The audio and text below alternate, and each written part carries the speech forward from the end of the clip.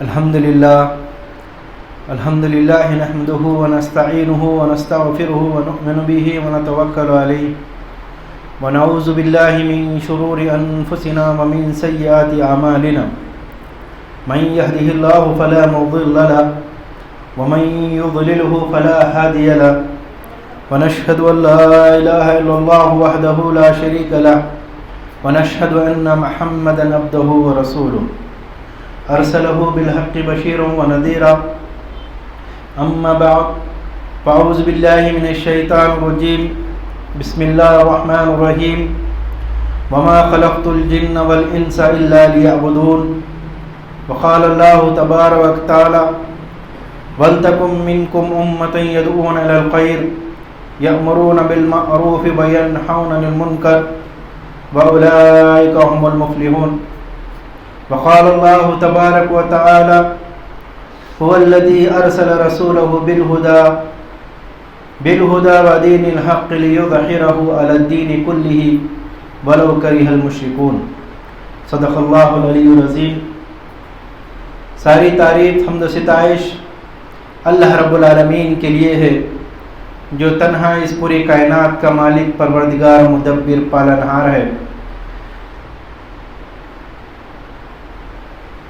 درود و سلام ہو جمیع انبیاء علیہ السلام پر، انبیاء کی آخری کڑی حضرت محمد مصطفیٰ صلی اللہ علیہ وسلم پر۔ عزیز ساتھیو، یہ اللہ کا بہت بڑا فضل ہے کہ اللہ تبارک و تعالیٰ نے مجھے اور آپ کو مسلمان بنا کر پیدا فرمایا ہے اور ایمان جیسی نعمت عطا فرمائی ہے۔ اور پھر یہ اللہ تعالیٰ کا فضل ہے کہ اللہ تعالیٰ نے مجھے اور آپ کو نیک کام کرنے کی ہدایت عطا فرمائی ہے، توفیق عطا فرمائی ہے۔ کہ کتنے ہی ایسے بندے ہیں جو اللہ تبارک و تعالیٰ کی اس توفیق سے محروم ہیں، لیکن اللہ کا فضل ہے کہ اللہ تعالیٰ نے مجھے اور آپ کو یہ توفیق دی ہے، یہ ہدایت دی ہے کہ میں اور آپ اس کے ذکر میں، اس کی عبادت میں، اس کو خوش کرنے میں مالی طور پر، جسمانی طور پر لگے ہوئے ہیں۔ اور اللہ تبارک و تعالی ہماری ان کوششوں کو قبول فرمائیں، ہماری ان عبادتوں کو قبول فرمائیں۔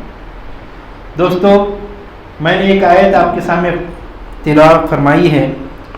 کہ وما خلقت الجن والانس الا لیعبدون، کہ ہم نے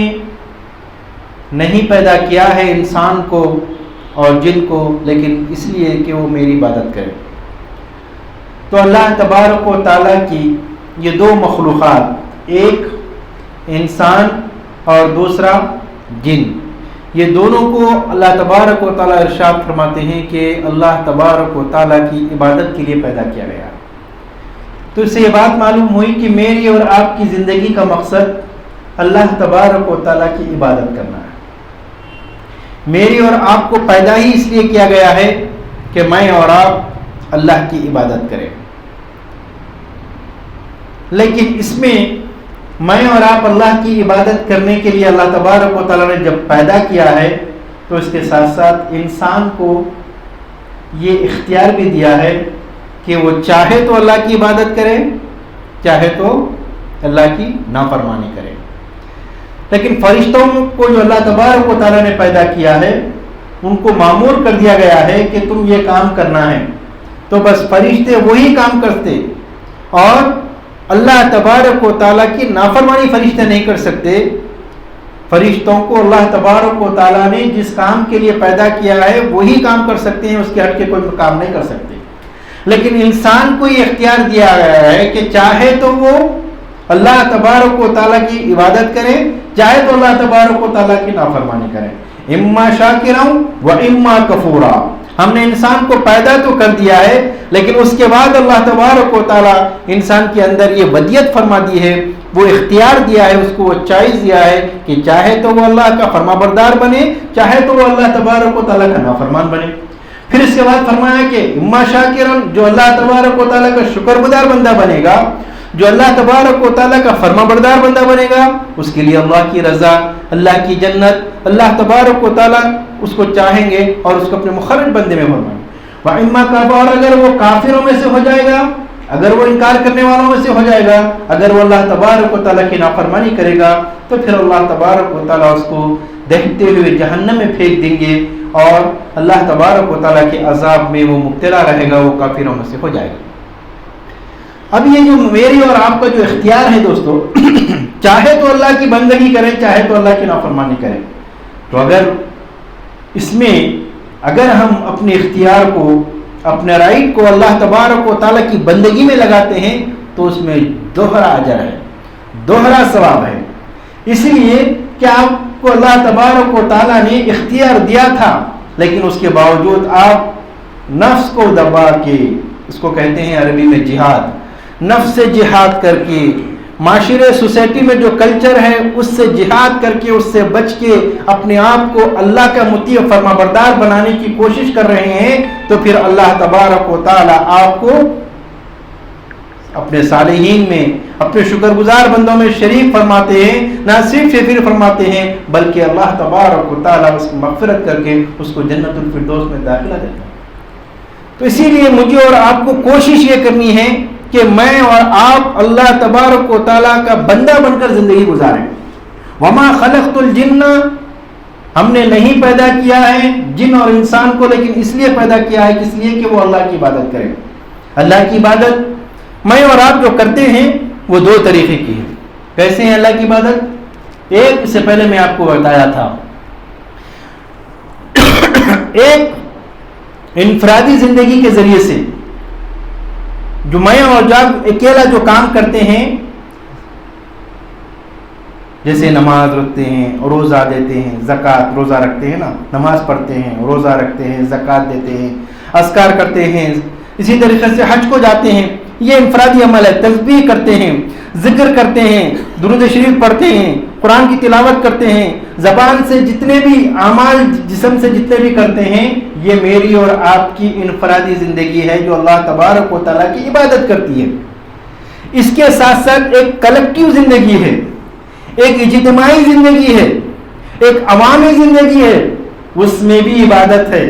صرف نماز پڑھ لینے کا نام، صرف اذکار کر لینے کا نام عبادت نہیں ہے، صرف روزہ رکھ لینے کا نام عبادت نہیں ہے۔ عبادت انفرادی زندگی کا ایک پہلو ہے، تو عبادت کا دوسرا پہلو انسان کی اجتماعی زندگی سے ہے۔ وہ دوسرا پہلو کیا ہے؟ میں اور آپ اپنے معاملات میں، اپنے گھر میں، اپنے بچوں کے ساتھ، اپنے بیوی کے ساتھ، اپنے پڑوسی کے ساتھ،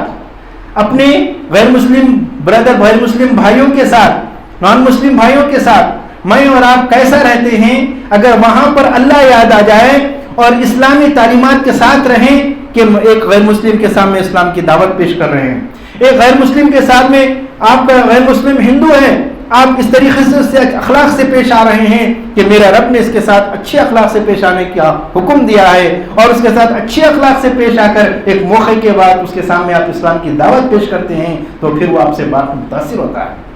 یہ بھی عبادت ہے دوستو کہ میری زبان سے، میرے ہاتھ سے میرے پڑوسی کو تکلیف نہ ہو، میرے پڑوسی کو تکلیف نہ ہو، میری زبان سے، میرے ہاتھ سے میرے گھر میں بیوی بچوں کو تکلیف نہ ہو، گالی گلوچ نہ کریں بیوی کے ساتھ، مارے نہیں ان کو، بچوں کے ساتھ غلط گالی گلوچ مت کریں، زبان عبادت جو ہے زبان غلط استعمال نہ کریں، یہ بھی عبادت ہے۔ اسی طریقے سے جب ہم مارکیٹ میں جاتے ہیں تجارت کرنے کے لیے، معاملہ لوگوں کے ساتھ میں آتا ہے تو وہاں پر جھوٹ سے بچتے ہیں، اچھے اخلاق سے پیش آتے ہیں، دھوکہ دینے سے بچتے ہیں، لوگوں کو کے ساتھ غداری کرنے سے بچتے ہیں۔ یہ سب چیزیں کیا ہے؟ عبادت ہے۔ تو لہذا انفرادی زندگی میں بھی مجھے اور آپ کو اللہ تبارک و تعالیٰ کی عبادت کرنا ہے، اور اجتماعی زندگی میں بھی مجھے اور آپ کو اللہ تبارک و تعالیٰ کی عبادت کرنا ہے۔ اجتماعی زندگی میں اللہ تبارک و تعالیٰ کی عبادت کا مقصد یہ ہے کہ جہاں کہیں پہ بھی رہ رہے ہیں اللہ یاد آ جائے اور اللہ کے طریقے پر ڈیلنگ کی جائے، جہاں کہیں پر بھی آ رہے ہیں وہاں پر اللہ اس کے رسول کے بتائے ہوئے تعلیمات پر میں اور آپ عمل کریں، وہ بھی عبادت ہے، جیسے نماز پڑھنا عبادت ہے۔ میں ایک گاہک سے، ایک تاجر سے تجارت کر رہا ہوں، اور میں اس کو جھوٹ بول کر، دھوکہ دے کے کوئی چیز بیچ رہا ہوں، لیکن فوری مجھے خیال آ گیا کہ یہ غلط ہے، یہ اسلام کے خلاف ہے، یہ اللہ اس کے رسول نے منع فرمایا ہے. تو لہٰذا فوری وہاں پر بچ کر میں جھوٹ بولنے کے بجائے بھائی یہ جو ہے نا اصلی نہیں ہے بلکہ یہ کاپی ہے, یہ مینوفیکچر کیا ہوا ہے, یہ اصل قیمت کی اس کا دام یہ ہے, لیکن یہ کیونکہ ہاتھوں سے بنا ہوا ہے, کیونکہ یہ نقلی ہے, یہ کاپی کی ہوئی ہے, اس لیے اس کا ریٹ جو ہے نا تھوڑا کم ہے, اس لیے میں اس کو اتنے میں بیچ رہا ہوں. فوری وہاں پر آ گیا. اب وہی وجہ آپ اس کے بجائے نہیں یہ برانڈیڈ ہے, یہ اصلی ہے, اور اسٹیکر دکان سے لے کے آ کے لگا دیے, اور وہی جو ہے نا کاپی کو آپ اصلی بنا کر پیش کر رہے ہیں اور لوگ اس کو خرید رہے ہیں, تو آپ اس کو دھوکہ دے رہے ہیں. اس کے بالمقابل ہر چیز میں ایسے ہی ہے, اگر آپ اس کو نہیں بلکہ صاف صاف بتا کے دے رہے ہیں تو پھر آپ کی مال میں بھی برکت ہوگی, آپ کی تجارت میں بھی برکت ہوگی. پھر اللہ تبارک و تعالیٰ نے جو مال آپ کو دیا ہے وہ لے کے آ کے جو آپ بچوں کو اور بیوی کو کھلا رہے ہیں نا, وہ بچے اور بیوی بھی فرما بردار نکلیں گے. میں آپ کو بتاتا ہوں ایک واقعہ کہ وہ بچے اور بیوی بھی فرما بردار ہوگی. تو اس سے یہ بات معلوم ہوئی کہ میری اور آپ کا جو رزق ہے نا, اگر وہ حرام طریقے سے لے کے آ کے بچے اور بیوی کو کھلا رہے ہیں تو بچے اور بیوی آگے چلنے کے بعد اس کے اثرات ایسے ہوتے ہیں کہ ہمارے بچے اور بیوی جو ہے وہ اسلامی خطوط پر, اسلامی طریقے پر نہیں رہتے, ان کی تربیت بھی غلط ہوتی ہے, آگے جا کر وہ کنٹرول میں نہیں رہتے ہیں بلکہ الٹے جواب دینا شروع کر دیتے ہیں, اور یہاں تک معاملہ آ جاتا ہے کہ وہ لڑائی جھگڑے کے گھر ہو جاتا ہے. اور ایک معاملہ ایک ہوتا ہے کہ بچہ ایک طرف جا رہا ہے, لڑکی ایک طرف جا رہی ہے, بیوی ایک طرف جا رہی ہے, اور آپ اس کو ایک طرف لانا چاہ رہے ہیں, لیکن ایک عمر کے بعد وہ چیز ہاتھ سے چلی جاتی ہے. اس سے یہ بات معلوم ہوئی کہ جو انسان اسلامی تعلیمات پر عمل کر کے اللہ سے ڈر کر اپنے رزق کو احتیاط سے کماتا ہے حلال طریقے سے, اور اس حلال طریقے سے رزق کو لے کے آ کے اپنے بچے اور بیوی کو دیتے ہیں, اتنی فرما بردار اولاد ہوتی ہے دوستو. غریب کیوں نہ ہو, اپنے حالت میں پستہ حالت کیوں نہ ہو, لیکن والد کی ایک آواز پر پورے جمع ہو جاتے ہیں. ایسی فرما بردار بیوی ہوتی ہے کہ شوہر جو بولے, جیسے شوہر بولے ویسے جو ہے نا بیوی کرنے کی اطاعت گزار شعار ہو جاتی ہے. یہ کب ہوتا ہے؟ جبکہ میں اپنے رزق کو حلال طریقے سے چلا لا کر, میں اپنے رزق کو حلال طریقے سے کما کر اپنے بچوں کو حلال رزق کھلاؤں, اپنی بیوی کو حلال رزق کھلاؤں. تو یہ بیوی جو بچے پرورش کرے گی وہ بچے بھی مطیع فرما بردار نکلیں گے. حلال رزق کا بچہ حلال نکلے گا, فرما بردار نکلے گا, صالح نکلے گا, مومن نکلے گا, مسلم نکلے گا. لیکن اگر میں کسی کا مال ہڑپ کر کے لاتا ہوں, کسی کا مال چوری کر کے لاتا ہوں, کسی کا مال دھوکہ دے کر لاتا ہوں, اور بولے کیا کہ اپنے بچے کو اگر آپ اچھی سے اچھی بریانی بھی کھلا دیں, اچھی سے اچھی پرورش کر کے اچھے سے اچھے اسکول میں بھی ڈالیں, وہ اچھا پڑھا لکھا تو بن جائے گا, کچھ پیسے تو کما لے گا, لیکن آپ کے کام نہیں آئے گا, آپ کا فرما بردار نہیں ہوگا, آپ کے لیے اولاد نافع آپ کے مرنے کے بعد آپ کے حق میں دعا کرنے والا نہیں نکلے گا. آج دیکھیے, آج ہم اپنے رزق میں یہ احتیاط نہ کرنے کی وجہ سے آج مسلمانوں میں بھی وبا آ گئی ہے کہ بچے بے راہوی کا شکار ہے. نوجوان ہوتے ہی ضعیف والدین کو سن نہیں رہے ہیں, کب اٹھتا ہے, کب رات میں سوتا ہے نہیں معلوم, کہاں پہ جاگتا ہے نہیں معلوم, کب گھر واپس آتا ہے نہیں معلوم. اور جب کچھ پوچھنے کی کوشش کرتے ہیں تو اتنا تلخ انداز سے جواب دیتا ہے نوجوان ایک 80 سال 75 سال کے ضعیف والد کو کہ والد اور والدہ پریشان ہیں کہ میرے بچوں کو کیا کروں, 5 ہے, 4 ہے, 6 ہے, لیکن صحیح تربیت نہ ہونے کی وجہ سے آج کنٹرول میں نہیں ہے, کون کب آ رہا ہے کب جا رہا ہے کوئی. یہ اس وجہ سے ہے دوستو کہ ہم نے شروع سے اسلامی تعلیمات کو مد نظر رکھتے ہوئے بچوں کی تربیت نہیں کی ہے. شروع میں ہی اللہ اور اس کے رسول کی تعلیمات ان کے گود سے بڑے ہوتے ہو تم ستانا, ان کو بتانا ہے کہ ماں باپ کا کیا مقام ہے, ان کو بتانا ہے کہ اللہ اور اس کے رسول کا کیا مقام ہے, ان کو دین کی طرف لانا ہے. دنیا کی تعلیم کے ساتھ ساتھ دینی تعلیم بے انتہا ضروری ہے. اگر آج آگے بڑھ کے کہوں تو آج کی دنیا کی تعلیم عام کو انسان نما جانور بنا رہی ہے. آپ کو معلوم ہے کہ مورل اخلاقیات پوری تعلیم نصاب سے نکال دیا گیا ہے. ایک اچھا ڈاکٹر تو آپ بن سکتے ہیں, ایک اچھا انجینئر تو آپ بن سکتے ہیں, ایک اچھے پروفیسر تو آپ بن سکتے ہیں, لیکن ایک امانت دار مسلمان آپ بننا مشکل ہے, ایک امانت دار مومن آپ بننا مشکل ہے, خدا ترس انسان آپ بننا مشکل ہے, خدا اس کے رسول کے ماننے والا ہر فیلڈ میں آپ بن کے رہنا آج کے نصاب تعلیم سے یہ توقع نہیں کر سکتے ہیں. ہاں, ہمارے بچوں کو ہم کیسا بنا سکتے ہیں کہ دنیا کی تعلیم کے ساتھ ساتھ ہم دینی تعلیم بھی ان کو دیں, دینی تربیت بھی دیں. میں یہ نہیں کہہ رہا ہوں کہ دنیا کی تعلیم حاصل نہیں کرنا ہے، وقت کا تقاضا ہے کہ مسلم قوم دنیا کی اعلیٰ سے اعلیٰ تعلیم حاصل کریں، آج کے چیلنجز کو ہم انگیج کریں۔ ہمارے پاس ڈاکٹرز کی ضرورت ہے، انجینئرز کی ضرورت ہے، پروفیسرز کی ضرورت ہے، آئی پی ایس کی ضرورت ہے، بہت سارے لوگوں کی ضرورت ہے، لیکن اس کے ساتھ ساتھ سب سے پہلے مسلمان کی ضرورت ہے، مومن کی ضرورت ہے، اللہ کے شہکار کی ضرورت ہے، اللہ کے دائی کی ضرورت ہے، اللہ کی تعلیمات پر عمل کرنے کی ضرورت ہے۔ تو معلوم یہ ہوا کہ دنیا کی تعلیم کے ساتھ ساتھ دینی تعلیم کا انتظام کرنا، دینی تربیت کا انتظام کرنا ہمارے والدین، ہمارے گھر میں جو ذمہ دار ہے، ہم سب پر یہ ذمہ داری عائد ہوتی ہے کہ صرف مدرسے میں داخل کر دینے کے بعد، اسکول میں داخل کر دینے کے بعد یہ بے فکر مت ہو جائیے کہ میرا بچہ پڑھ رہا ہے اور یہ اچھا بن کر، اچھے اخلاق بن کر دیندار بنے گا۔ ٹھیک ہے، پڑھ رہا ہے، صحیح ہے، لیکن اس کی دین کی ذمہ داری جو ہے وہ آپ کی ہے۔ اس کو دنیا کی تعلیم جہاں دے رہے ہیں وہیں پر دین کی تعلیم دینے کی کوشش کریں۔ اس لحاظ سے اگر ہم اپنے گھروں کو سنوارتے ہوئے آگے بڑھتے ہیں تو پھر ہمارے بچے بھی اچھے نکلیں گے، ہماری اہلیوں کی بھی، ہماری بیویوں کی بھی اچھی تربیت ہوگی، ہمارے گھر کی بھی اچھی تربیت ہوگی۔ جب جا کے یہ بچے مارکیٹ میں، محلے میں کچھ کام کریں گے تو ایسا کام کریں گے دوستو کہ لوگ دیکھ کے پہچانیں گے کہ یہ مسلمان ہے۔ ہمارے اولیاء اکرام نے یہی کام کیا تھا نا ہندوستان میں۔ پہلے ہندوستان میں جو دین پھیلا ہے کوئی بڑی بڑی کتابوں سے نہیں پھیلا ہے، کوئی بڑی بڑی تقریروں سے نہیں پھیلا ہے۔ وہ بیچارے جو آئے تھے عرب سے، ان کو تو عربی، کیرلا میں جو آئے تھے عربی معلوم تھا، ان کو تو اردو بھی نہیں معلوم تھا، لیکن جو دین ان کو سے پھیلا ہے وہ کس سے پھیلا ہے آپ کو معلوم ہے؟ ان کے اخلاق سے، ان کی امانت داری سے، ان جو ڈیلنگ کرتے، جو تجارت کرتے تھے، ان کے وعدے سے، ان کے معاملات سے۔ کیا اتنے اچھے لوگ جس کی اخلاق کو دیکھ کر متاثر ہو کر لوگ اسلام قبول کر دے، جس کی بنیاد پر میں اور آپ اس وقت مسلمان ہیں۔ آج ہمارے اخلاق سے، آج ہماری دینداری سے، آج ہماری ڈیلنگ سے، آج ہماری تجارت سے کوئی اسلام قبول کیا؟ پیپر میں کہیں پڑھے آپ، یوٹیوب پہ کہیں پڑھے آپ فلاں حضرت مولانا کے کردار سے آج 10,000 اسلام قبول کر لیے؟ کہیں پڑھے آپ 100 افراد اسلام قبول کر لیے؟ خالی فلاں کے مفتی کے عمل سے 10 افراد اسلام قبول کر لیے غیر مسلم؟ کیا بات تھی؟ جو شروع میں آتے ہی کیرلا میں تجارت کے تاجر آئے تھے اور وہ تاجروں کے اخلاق کو دیکھ کر آج اسلام قبول کر لیے تھے، اور آج اتنے کروڑوں کے آج ہمارے پاس ہے ہندوستان میں، اتنے کروڑوں کے مدرسے اور اتنے کروڑوں کے علماء، حافظ، مفتی وغیرہ سب کچھ ہے، لیکن پھر وہ قصہ کہیں سننے میں نہیں آ رہا کہ فلاں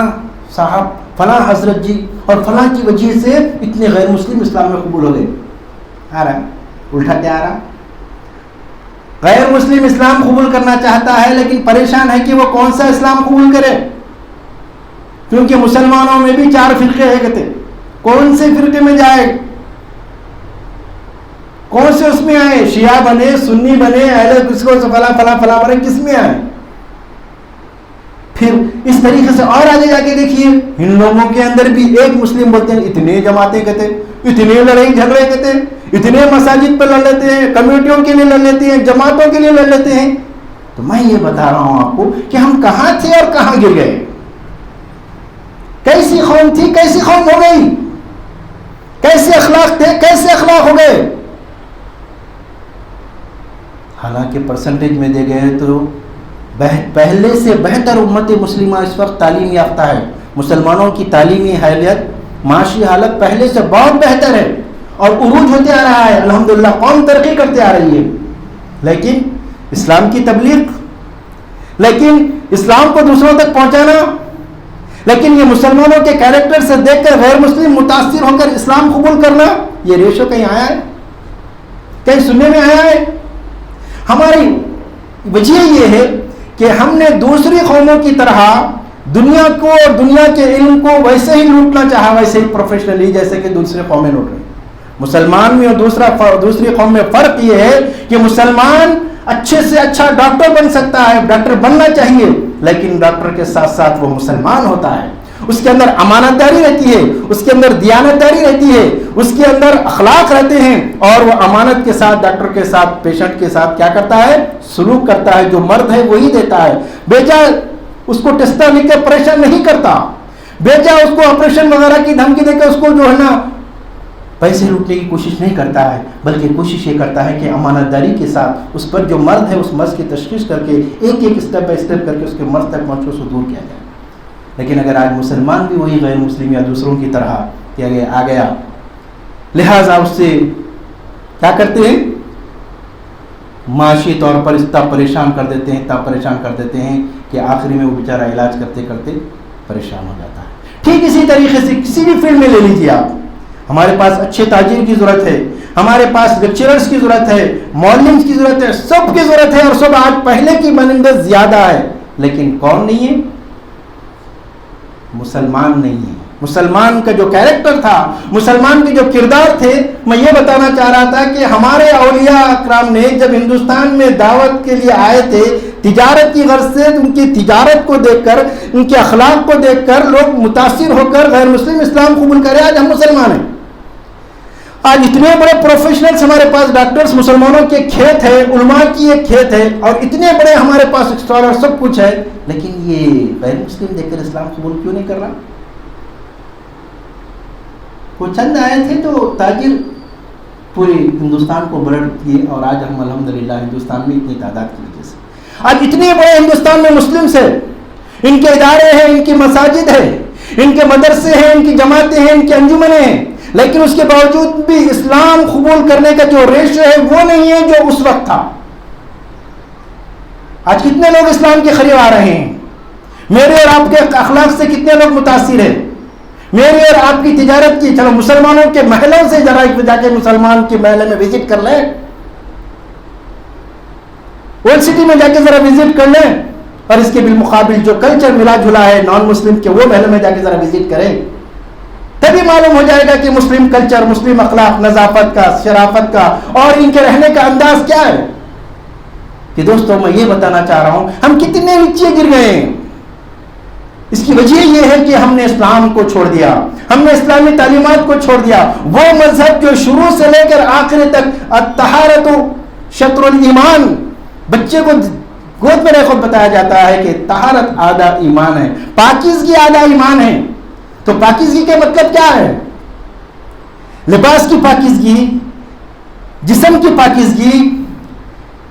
یہ تو ہے ہی ہے ظاہری پاکیزگی۔ پاکیزگی اس میں مطلب یہ ہے کہ مسلمان کا عقیدہ پاکیزہ ہو، مسلمان کا ایمان پاکیزہ ہو، مسلمان کی زبان پاکیزہ ہو، مسلمان کے اخلاق پاکیزہ ہو، مسلمان کے معاملات پاکیزہ ہو، مسلمان کا گھر پاکیزہ ہو، مسلمان کے گھر کے سامنے کا صحن پاکیزہ ہو، مسلمان کے بچے پاکیزہ ہو۔ پاکی آدھا ایمان ہے۔ ایک ٹکڑے میں پوری سمندر لا کے رکھ دیا گیا کہ یہ ایسی امت ہے جس کے اخلاق پاکیزہ، جس کے عقائد پاکیزہ، جس کے عبادت پاکیزہ، جن کے بچے پاکیزہ، جن کا گھر پاکیزہ، ان کا خاندان پاکیزہ، ان کا محلہ پاکیزہ، ان کا شہر پاکیزہ، اور یہ پاکیزگی کی پوری ثبوت دیکھ کر لوگ اسلام قبول کر لیتے تھے ایک ہی جملے پہ، یقیناً پاکیزہ مذہب۔ ضرورت اس بات کی ہے کہ یہ جو چھوٹی چھوٹی چیزیں ہیں، میں اور آپ اس کو میں اور آپ اس کو اپنانے کی کوشش کریں، عقائد کے لحاظ سے، ایمانیات کے لحاظ سے، اخلاق کے لحاظ سے، معاملات کے لحاظ سے، جو بھی میری اور آپ کی ڈیلنگ کسی انسان سے ہوتی ہے تو فوراً یہ کر لیں کہ میں مسلمان ہوں، اللہ اس کے رسول کا ماننے والا ہوں، میں اس کے ساتھ وہی سلوک کروں گا جو ایک مسلمان کا سلوک ہونا چاہیے۔ اس کے بعد دیکھیے یہ ایٹیٹیوڈ، یہ کردار، یہ کیریکٹر میرے اور آپ کے پاس جب آ جائے تو دکان والا آپ سے متاثر ہوگا، ترکاری والا آپ سے متاثر ہوگا، آٹو والا آپ سے متاثر ہوگا، آپ کے گھر میں کام کرنے والی آپ سے متاثر ہوگی، آپ کے گھر میں جو اٹینڈر نیچے جو بیٹھا ہوا ہے وہ آپ سے متاثر ہوگا۔ جب جا کے یہ دین کو پھیلانے کی ضرورت نہیں، بلکہ میرے اور آپ کے کیریکٹر اور اخلاق کو دیکھ کر لوگ قبول کر لیں گے اسلام کو۔ لیکن آج میں اور آپ ترکاری کی دکان پر ارے نیائی تو اچھا ہے، گوشت کی دکان پہ ارے نیائی تو اچھا ہے، کپڑوں کی دکان پہ ارے نیائی تو اچھا ہے، اور کہیں پر بھی جاؤ نیائی تو اچھا ہے۔ کیوں؟ پہلے کی چٹیاں باقی ہے، پہلے کے پیسے نہیں دیے، پھر لے جا کے پھر لکھا کے جاتے، رمضان کی اتنے کپڑے نہیں دیے، بقرعید میں آ گئے، بقرعید کی اتنے کپڑے باقی ہے، پھر جو بیلنس ہے وہ بیلنس دینا، تو 4 سال سے چل رہا، پھر آتے جا رہے ہیں، پھر آتے جا رہے ہیں۔ ایسے ہی معاملہ کس کس میں کہاں پہ تو بولنے کا میرا مطلب یہ ہے کہ دوستو ہم یہ چھوٹی چھوٹی چیزوں کو دین نہیں سمجھتے،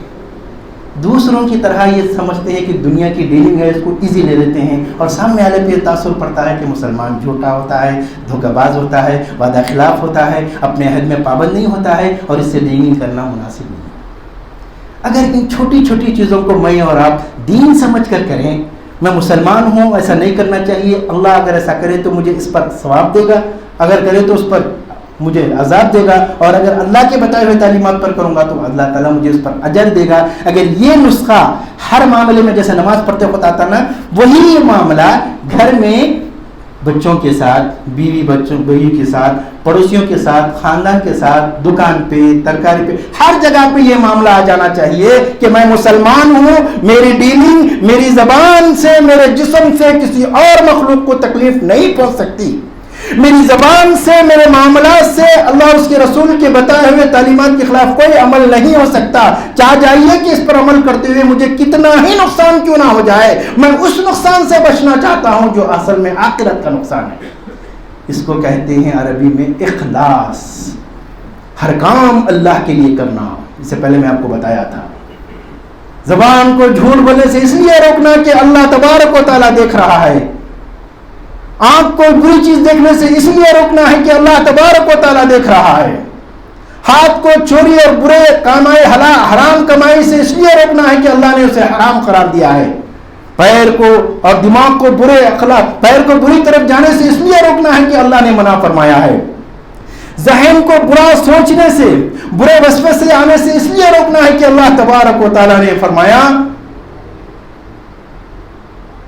کہ اللہ تبارک و تعالیٰ سینوں کے بھیدوں کو بھی جانتا ہے، اور اس کے مطابق خیالات وغیرہ پہ جو ہے اس پر بھی اللہ تبارک و تعالیٰ نگہبان ہے،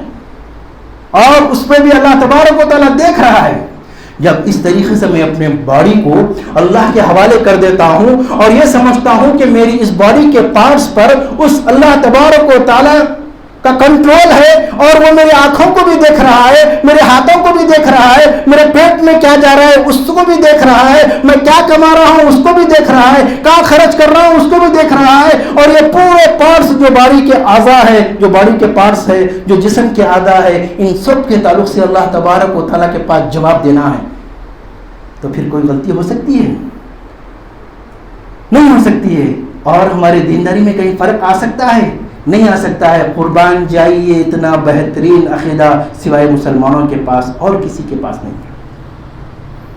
یہ تصور دین کا عقیدہ کہ تم گھر میں بھی ہو تو نماز کی جو حالت میں ہو،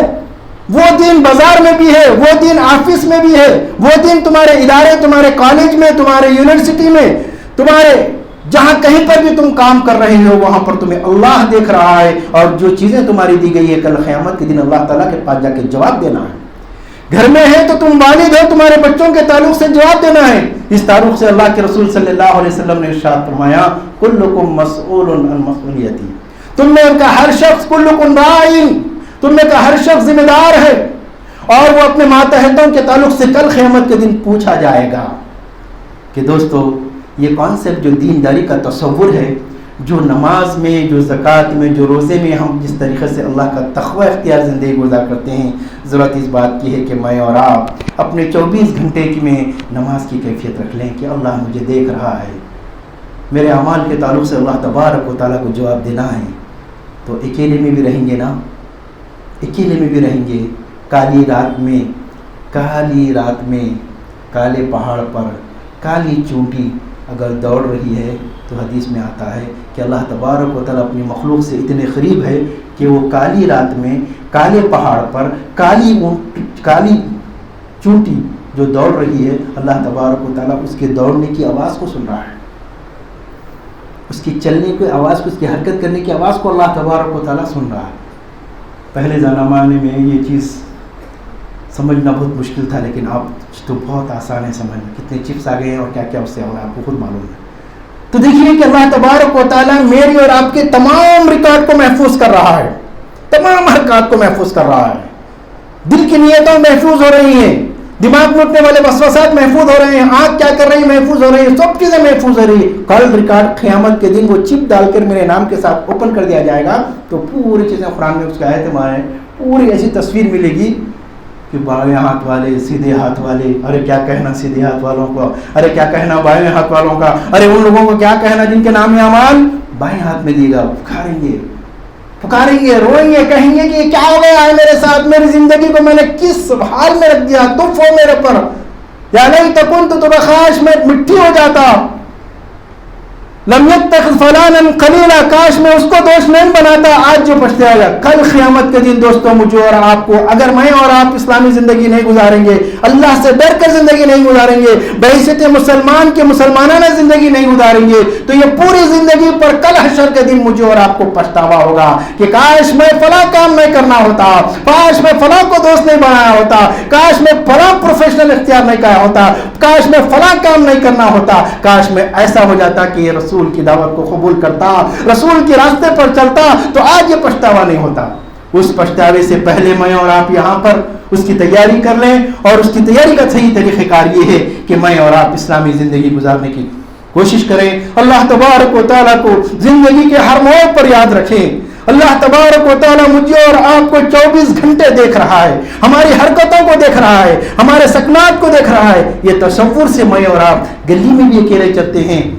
تو آپ کو معلوم ہے ہمارے واقعات ایسے ایسے ہمارے سامنے ہیں کہ یہ تصور نے اسلامی فوج کو اس طریقے سے کنٹرول میں رکھا عمر رضی اللہ عنہ کے زمانے میں کہ شامیوں نے، انگریزوں نے عورتوں کو فوج کے سامنے سے برہنہ لنگے بھیج دیا تاکہ فوج ان پر غالب آ کر، فوجی گھر سے نکل کے 6 مہینے 8 مہینے 2 سال ہو جاتے ہیں.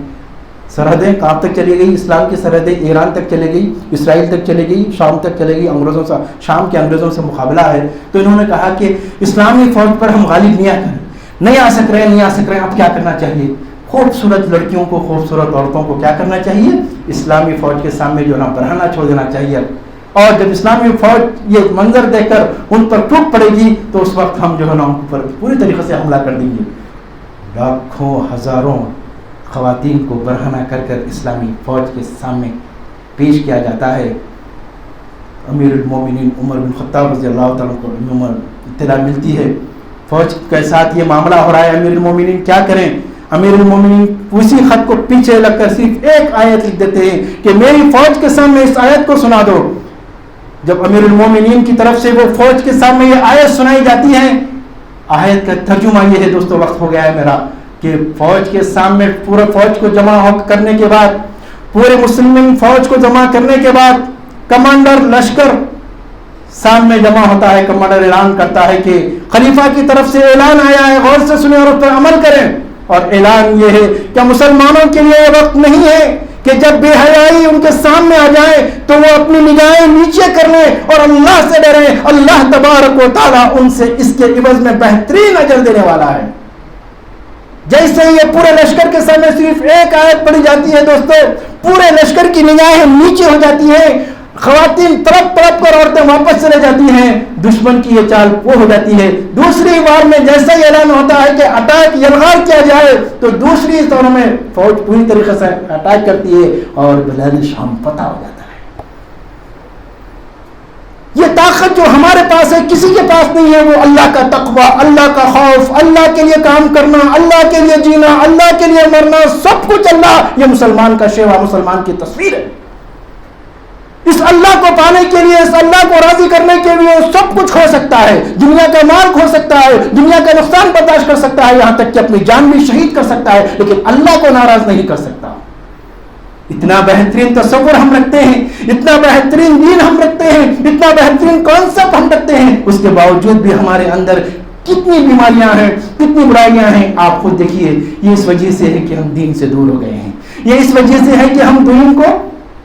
الگ، دنیا کو الگ کر دیے ہیں، دین کو صرف مسجد کی حد تک رکھ لیے ہیں. الغرض یہ کہ مجھے اور آپ کو صحیح دین کی طرف، اصلی دین کی طرف آنا ہے اور دین پر عمل کرنا ہے، عمل کر کے دنیا کے سامنے بتا دینا ہے کہ یہ وہی مسلمان ہے جس کی تاریخ میں تم نے ایسے ایسے واقعات پڑھے ہیں. آج بھی الحمدللہ مسلمان موجود ہے، زندہ ہے، اور انشاءاللہ وہ کردار ادا کریں گے جو کردار ہمارے تاریخ میں ابواب میں پچھلے موجود ہے. اللہ تبارک و تعالیٰ سے دعا گو ہوں کہ اللہ تعالیٰ کہنے والے اور تمام سننے والوں کو خیر کے پہلوؤں پر عمل کرنے کی توفیق عطا فرمائے. جب تک اس دنیا میں رکھے آئے اللہ اسلام کے مطابق زندگی گزارنے کی توفیق عطا فرمائے۔ اے پاک پروردگار جب بھی اس دنیا سے خاتمہ فرمائے تو ایمان کی بہتر حالت میں خاتمہ فرمائے۔ ربنا تقبل منا انک انت السمیع العلیم وتب علینا انک انت التواب الرحیم وصلی اللہ علی نبینا محمد وعلی آلہ وصحبہ اجمعین برحمتک یا ارحم الراحمین والحمد للہ رب العالمین۔